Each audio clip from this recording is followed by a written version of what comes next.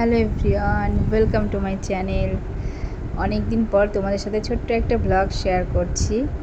তো আমি মর্নিংয়ে ব্রেড একটু হালকা করে ছেঁকে নিয়েছিলাম, আর তারপরে আমি ওর ওপরে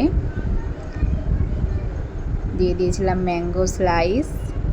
আর এই ম্যাঙ্গো স্লাইস দিয়েই আমাদের মর্নিংয়ের ব্রেকফাস্ট কমপ্লিট হয়েছে। তো মেয়ে আর আমি দুইজনাই তৃপ্তি করে খেয়েছিলাম। তারপরে চলে গিয়েছিলাম, এই যে তোমরা দেখতেই পাচ্ছ, এখানে ফ্রেশ টু হোম থেকে অর্ডার করা হয়েছিল চিংড়ি মাছ আর কাতল মাছ। তো সেইগুলো আমি এখন ভালো করে কেটে ধুয়ে নিব। আর তারপরে এই যে আমার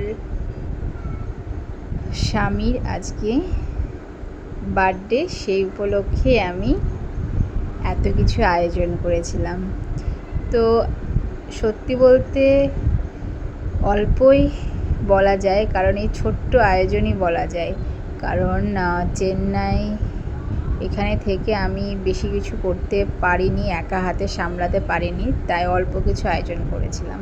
আর লাস্টে এই কেক দিয়েই সম্পন্ন করেছিলাম।